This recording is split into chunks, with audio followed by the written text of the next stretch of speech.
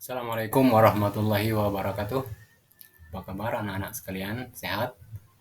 Alhamdulillahirrahmanirrahim. Semoga dengan kesehatan yang kita miliki ini, kita dapat melaksanakan segala aktivitas kita, termasuk aktivitas belajar mengajar kita pada hari ini dengan mudah dan dalam lindungan Allah Subhanahu wa Ta'ala.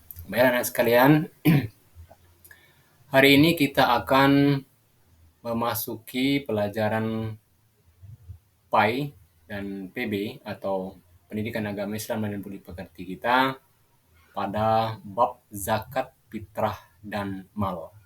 Apa tadi? Ya, zakat fitrah dan mal. Anak sekalian, nanti kita akan mempelajari tentang apa itu zakat dan pembagian daripada zakat. Ya, baik, langsung saja kita mulai pelajaran kita. Untuk yang pertama, seperti biasa, sebelum belajar kita perhatikan dulu peta konsep ya yang sudah Bapak siapkan untuk memudahkan pemahaman kita di dalam memahami pelajaran yang akan kita pelajari ini nanti. Silahkan kalian perhatikan, pada layar sudah ada peta konsep yang Bapak siapkan. Pada peta konsep ini yang paling atas, ini adalah merupakan tema atau judul daripada pelajaran atau pokok bahasan kita pada hari ini, yaitu zakat fitrah dan zakat mal. Ya, yaitu zakat fitrah dan zakat mal. Nanti kita akan mempelajari tentang pembagian daripada zakat. Ya, untuk anak-anak ketahui, barangkali mungkin juga sudah ada yang tahu, zakat itu terbagi menjadi dua, yaitu zakat fitrah dan zakat mal. Ya, kemudian nanti kita akan mempelajari pengertian, kemudian hukum, syarat wajib daripada zakat fitrah, kemudian pengertian, hukum, syarat wajib daripada zakat mal. Selanjutnya, apa itu mustahik dan selanjutnya kita akan pelajari tentang mustahik dan hikmah daripada zakat atau mengeluarkan zakat. Oke, ya. Kita teruskan. Nah, sekalian, walaupun belum secara utuh, barangkali kalian sudah pernah mendengar kata zakat, atau mungkin juga walaupun belum secara lengkap, kalian sudah paham tentang apa itu yang dinamakan zakat. Ya. Nah, sebelum kita mempelajari lebih jauh ya tentang zakat, terlebih dahulu kita pelajari dulu ya tentang harta-harta yang wajib dikeluarkan zakatnya atau syarat-syarat ya. Ya, syarat-syarat yang bagi orang atau yang harus dipenuhi bagi orang yang berzakat atau yang wajib mengeluarkan zakat. Oke, baik, sebelumnya kita buka dulu ya ke pengertian zakat untuk lebih memudahi pemahaman ya. Kita pelajari dulu tentang pengertian daripada zakat ya, yaitu yang pertama kita pelajari tentang pembagian zakat fitrah ya. Tadi kan sudah Bapak katakan pembagian zakat itu ada dua macam, yaitu zakat fitrah dan zakat mal. Nah, untuk yang pertama, marilah kita pelajari dulu tentang apa itu yang dinamakan dengan zakat fitrah ya. Anak-anak sekalian, zakat fitrah itu, silakan kalian perhatikan ya, ini pengertiannya, adalah zakat yang diwajibkan bagi seluruh umat Islam tanpa terkecuali pada akhir bulan Ramadan. Banyaknya yang harus dikeluarkan sebanyak 1 sa' atau setara atau sama dengan 2,5 kilo atau 3,5 liter dari makanan pokok suatu kaum. Ya. Jadi ini yang di atas ini adalah pengertian daripada zakat fitrah, sedangkan di bawah ini adalah ketentuan banyaknya, ya, banyaknya pengeluaran zakat untuk zakat fitrah. Kita ulangi lagi. Zakat fitrah tadi adalah zakat yang wajib bagi seluruh umat Islam tanpa terkecuali pada akhir bulan Ramadan. Ya, tanpa terkecuali di sini asalkan ia muslim tidak itu ia laki-laki, tidak itu ia perempuan, besar ataupun kecil, bahkan bayi yang baru lahir pun, yang lahir sebelum sholat Idul Fitri, itu sudah wajib berzakat fitrah. Siapa yang menzakat fitrahnya? Yaitu kedua orang tuanya. Baik, kita ulang lagi ya ke atas. Ya. Nah, kalau sudah paham mengenai pengertian zakat, sekarang kita pelajari syarat-syarat yang harus atau yang ada ya. Harta harus dikeluarkan zakatnya apabila memenuhi syarat-syarat tertentu. Ya. Harta yang baru bisa dikeluarkan zakatnya apabila ia sudah memenuhi 6 syarat yang ada ini. Oke, baik, kita bahas satu persatu ya. Yang pertama, harta tersebut adalah milik penuh.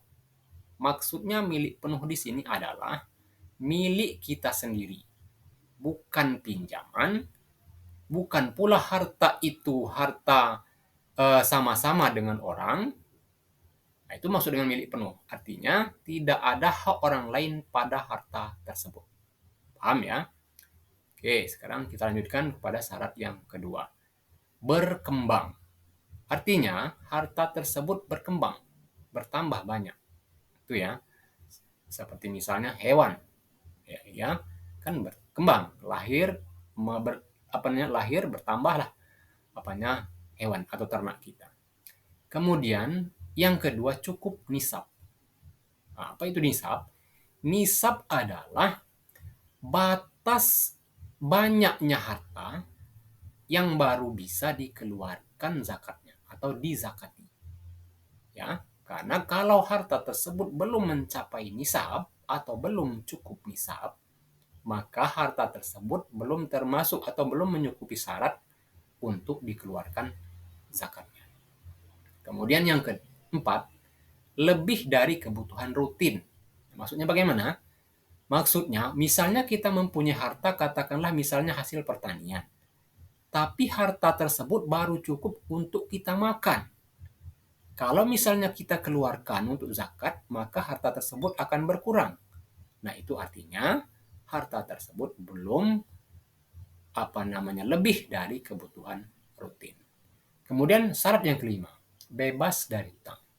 Harta tersebut sama halnya barangkali ada kaitannya dengan yang syarat nomor 1. Ya, harta tersebut memang betul-betul hak kita, bukan harta yang masih ada terkait hutang padanya. Dan maksud dengan harta yang bebas hutang. Kemudian sudah haul. Nah, ada yang tahu apa yang maksud dengan sudah haul? Oke, kalau belum tahu, baik dengarkan ya. Yang dimaksud dengan sudah haul itu adalah harta tersebut sudah dimiliki setahun lamanya. Artinya, kalau harta tersebut belum kita miliki selama setahun lamanya, artinya harta tersebut belum memenuhi syarat-syarat tertentu untuk dikeluarkan zakatnya. Paham ya? Kita lanjutkan sekarang. Nah, sekarang kita pelajari syarat wajib zakat fitrah. Ya, masih di pembahasan mengenai zakat fitrah. Ya, kita belum masuk kepada zakat mal. Kita masih mempelajari tentang zakat fitrah. Nah, syarat wajib ya bagi zakat fitrah itu adalah ada 3 macam. Silakan kalian perhatikan. Yang pertama beragama Islam. Ya, sebagaimana tadi Bapak katakan, asalkan ia beragama Islam. Artinya, yang wajib mengeluarkan zakat fitrah ini adalah orang yang beragama Islam. Kalau ia non-muslim, walaupun ia mempunyai harta yang cukup, bahkan mungkin berlebih, kalau ia tidak muslim atau berbeda agama dengan Islam, ia tidak wajib mengeluarkan zakat. Kemudian yang kedua, syarat wajib zakat fitrah yang kedua adalah lahir sebelum waktu maghrib di akhir Ramadan. Nah, ini tadi sudah sampaikan di awal tadi ya. Jangankan orang besar yang sudah mampu mencari harta sendiri, ya, bayi yang baru lahir pun di bulan Ramadan, asalkan ia lahir itu sebelum waktu maghrib di akhir Ramadan, ia pun sudah terkena syarat wajib untuk mengeluarkan zakat fitrah. Ya, ini syarat yang kedua. Kemudian syarat yang ketiga, masih dalam syarat wajib zakat fitrah ya. Syarat yang ketiga adalah mempunyai kelebihan harta dari kebutuhan pokoknya. Artinya masih saja berpatokan pada harta. Orang yang walaupun ia beragama Islam, lahir sebelum waktu maghrib di akhir Ramadan, kalau hartanya belum melebihi kebutuhan pokoknya, ya, artinya kebutuhan pokok itu kan kebutuhan wajib, kayak misalnya makan, kemudian pakaian, ya, kemudian rumah. Nah, itu ya. Kalau ia sudah mempunyai makanan, ya, mempunyai makanan, kemudian makanan itu berlebih, barulah ia boleh mengeluarkan zakat. Ya, tapi kalau hartanya atau berasnya saja di rumah itu tidak cukup untuk mereka makan, maka mereka tidak terkena syarat wajib zakat fitrah. Ya. Oke, baik, paham anak sekalian ya. Kita lanjutkan. Nah, sekarang kita masuk kepada pembagian zakat yang kedua. Sebagaimana tadi sudah Bapak katakan bahwasanya zakat itu terbagi menjadi dua macam, yaitu zakat fitrah dan zakat mal. Ya.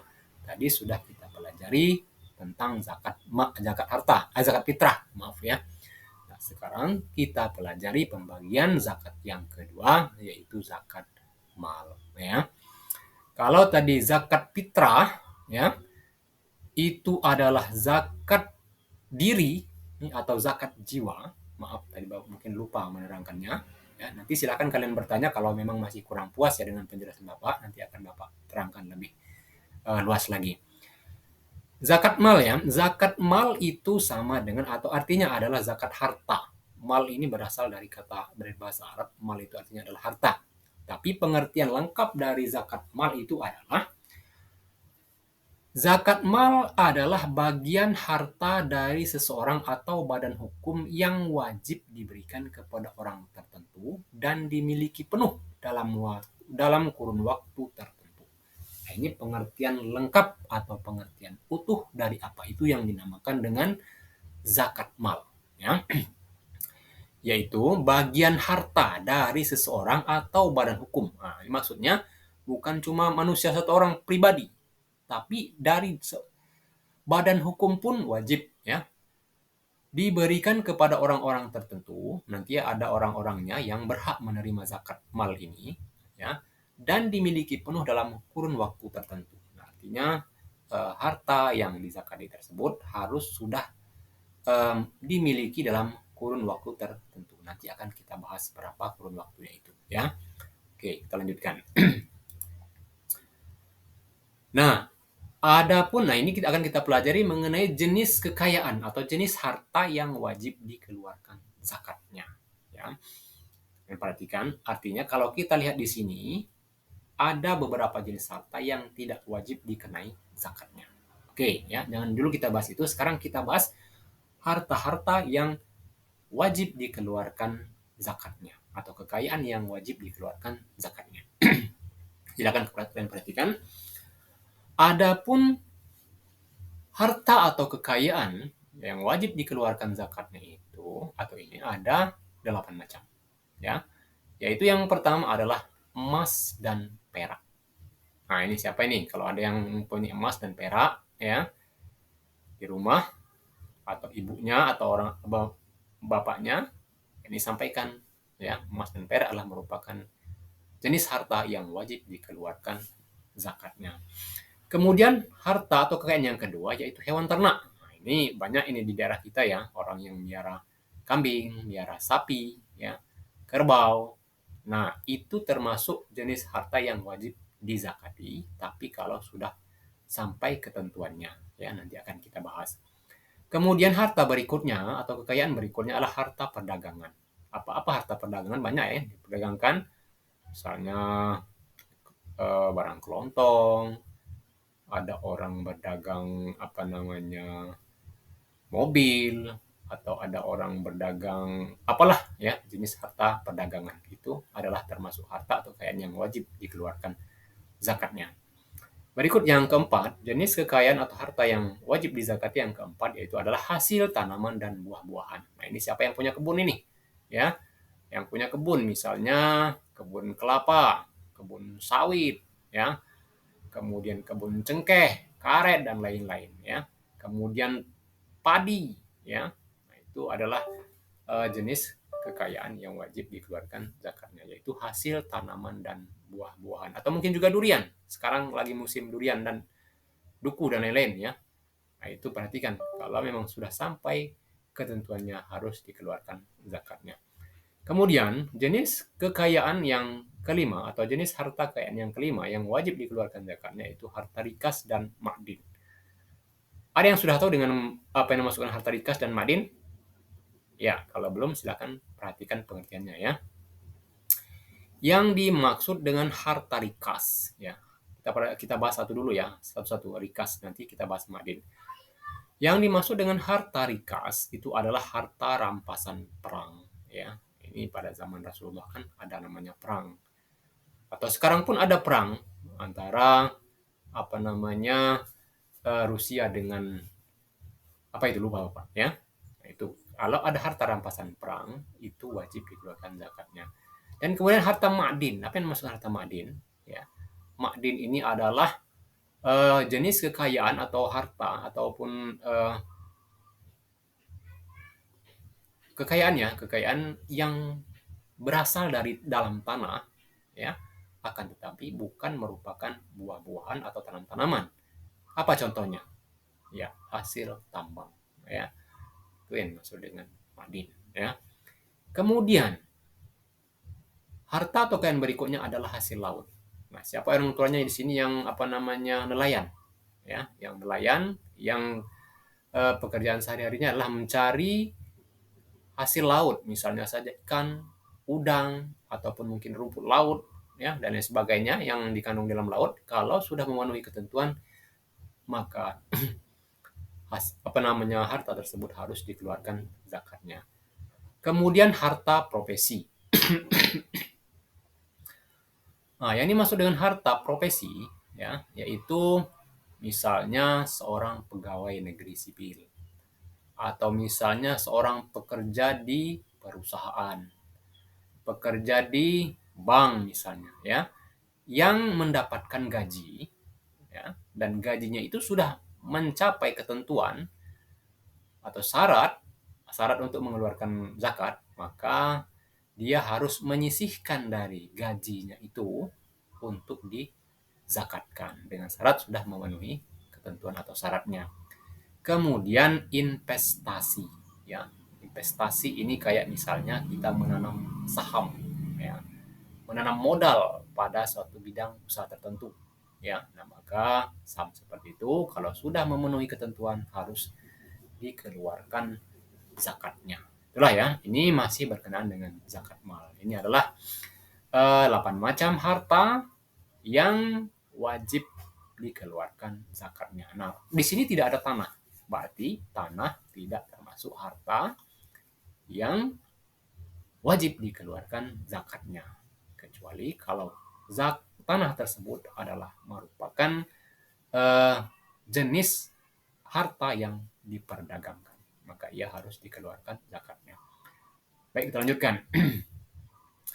Nah, kalau tadi kita bahas tentang harta-harta yang wajib dizakati atau dikeluarkan zakatnya, sekarang kita pelajari tentang kepada siapa atau siapa sajakah yang wajib, yang berhak, yang berhak menerima zakat tadi, atau siapa saja yang bisa kita atau yang boleh kita zakati, ya. Nah, untuk siapa-siapa saja yang wajib dizakati, oke, baik, perhatikan, ini ada 8 macam, ya. Yaitu yang pertama fakir. Fakir ini adalah orang yang miskin, ya, orang miskin yang ia tidak mempunyai harta dan tidak mempunyai usaha. Sedangkan yang kedua orang miskin, ya, ia tidak mempunyai harta tapi ia mempunyai usaha tapi belum mencukupi. Yang maksud dengan orang miskin, membedakan antara fakir dan miskin. Kemudian yang ketiga amil. Amil, apa yang maksud dengan amil? Paham?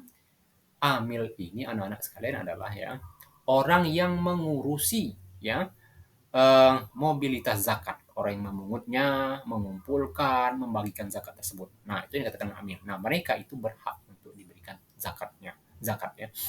Kemudian yang keempat mu'alaf. Apa yang dimaksudkan mu'alaf? Orang yang dilembutkan hatinya kalau dalam Al-Qur'an. Ya. Nah, jadi untuk lebih jelasnya mu'alaf itu adalah orang yang baru masuk Islam, ya, yang hatinya masih lemah, imannya masih lemah kepada agama Islam. Maka orang seperti ini bisa atau boleh diberikan zakat atau menerima zakat. Lanjut yang kelima, penerima zakat yang kelima yaitu hamba sayang. Barangkali kalian sudah tahu apa yang dimaksudkan hamba sayang atau kasarnya budak ya. Barangkali kalau untuk saat ini yang namanya budak itu sudah tidak ada lagi ya, karena sudah ada HAM. Jadi tidak ada yang namanya budak ya. Yang ada itu paling pekerja ya, orang yang ikut membantu gitu, karyawan bahasa halusnya ya. Nah, itu mereka kalau ada, mereka berhak atau boleh kita zakati ya. Kemudian yang keenam yaitu garim. Paham apa yang maksud dengan garim? Belum? Oke, kalau belum, sekarang perhatikan. Yang dimaksud dengan garim di sini ya adalah orang yang mempunyai hutang ya, dan ia tidak mampu membayar hutang tersebut. Sedangkan ia tidak mempunyai harta lagi. Yang tidak mempunyai harta lagi kemudian menanggung beban hutang yang tidak bisa ia bayar. Nah, maka ia dikatakan dengan garim. Dan garim ini berhak menerima zakat atau boleh kita zakatkan ya, diberikan memberi zakat kepadanya. Lanjut nomor 7 ya. Penerima zakat yang ketujuh yaitu sabilillah. Oke. Ada yang tahu apa yang maksudnya sabilillah? Ya. Sabilillah ini anak sekalian adalah ya orang yang berjuang di jalan Allah. Ini pembahasannya luas ya. Misalnya orang yang berperang membela agama Allah, orang yang melakukan kegiatan untuk kepentingan agama, itu yang dimaksud dengan sabilillah ya. Lanjut yang berikutnya nomor 8 yaitu Ibnu Sabil. Apa pula yang dimaksud Ibnu Sabil? Nah, yang dimaksud dengan Ibnu Sabil ini adalah orang yang di dalam perjalanan dan mereka kehabisan harta, kehabisan uang misalnya dan sebagainya ya. Itulah yang maksud dengan Ibnu Sabil. Tapi ingat ya, perjalanan mereka ini bukan perjalanan untuk kepada kemaksiatan ya, untuk menuju kepada dosa ya, akan tetapi perjalanan yang ke arah yang baik. Itu yang maksud dengan orang yang dalam perjalanan atau Ibnu Sabil di sini ya. Paham ya? Artinya ada 8 macam orang yang berhak menerima zakat ya. Oke, kita lanjutkan. Nah, sekarang kita pelajari tentang manfaat zakat ya. Kalau tadi sudah kita pelajari mengenai siapa-siapa yang berhak menerima zakat, kemudian harta-harta apa sih yang bisa atau boleh dizakati. Sekarang kita pelajari tentang manfaat zakat. Oke, ada yang tahu kira-kira apa guna kita diwajibkan membayar zakat oleh Allah Subhanahu wa taala kalau kita sudah memenuhi syarat-syaratnya? Nah, sekarang perhatikan ya. Misalnya kita berzakat ya, kalian barangkali bisa melogikakannya sendiri. Hal atau manfaat yang bisa kita dapat, yang pertama membentuk karakter yang peduli orang yang kesulitan dan membutuhkan. Itu jelas ya, kalau misalnya kita mempunyai harta yang berlebih, kemudian di sekitar kita ada orang yang membutuhkan bantuan atau pertolongan kita. Ya. Jadi wajar kan? Wajar kalau misalnya kita berikan pertolongan. Ya. Nah, untuk menimbulkan rasa karakter peduli tadi, salah satunya adalah merupakan manfaat dari zakat. Dengan adanya kita zakat, kita menunjukkan bahwasanya kita peduli pada kesulitan orang lain yang ada di sekitar kita. Kemudian, manfaat zakat yang kedua, membentuk karakter syukur. Ya. Nah, ini memang sebagaimana yang dikatakan Allah Subhanahu wa taala yang kira-kira artinya, barang siapa yang bersyukur kepadaku, insya Allah akan aku tambah nikmatku, kata Tuhan, kata Allah. Tapi ingat, barang siapa yang ingkar kepada nikmatku, maka ingatlah, azabku sangatlah pedih. Ya, selaku orang muslim kita harus bersyukur. Nah, dengan membayar zakat ini, manfaatnya adalah memberikan perasaan bersyukur kita atas nikmat yang telah diberikan Allah kepada kita. Itu manfaat zakat yang kedua.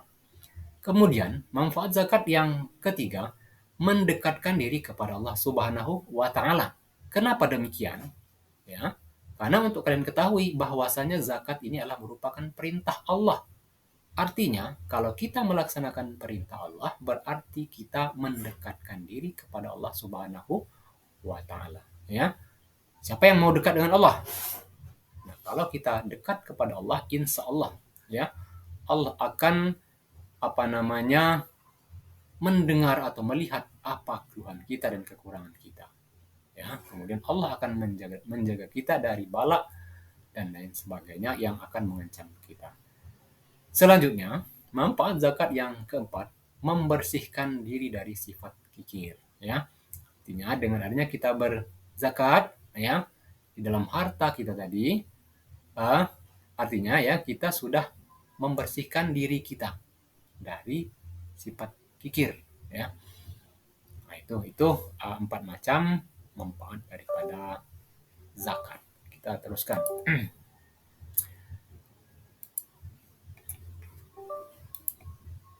Berikutnya akan kita perhatikan ya beberapa dalil nakli. Apa yang maksudnya dalil nakli?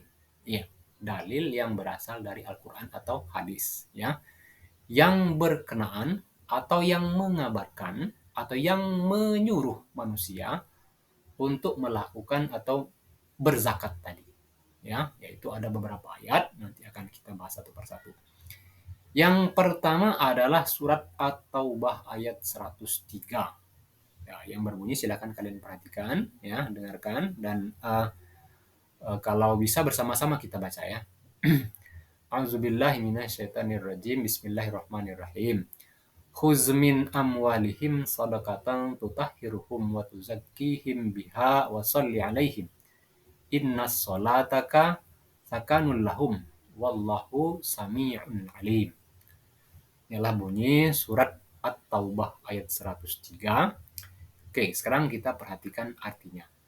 Ambillah zakat dari sebagian harta mereka, guna membersihkan dan menyucikan mereka. Dan berdoalah untuk mereka. Sesungguhnya doamu itu menumbuhkan ketentraman jiwa bagi mereka. Dan Allah Maha mendengar, Maha mengetahui. Ya. Ini artinya pada ayat ini memang ada kata yang menyuruh kita. Khuz min amwalihim shadaqatan tutahhiruhum. Ambillah zakat dari sebagian harta mereka. Nah, itu ya. Memang kita diwajibkan untuk membayar zakat. Tapi ingat ya, tetap harus sudah memenuhi syarat. Bagi orang bukan berarti ayat ini menyuruh setiap orang.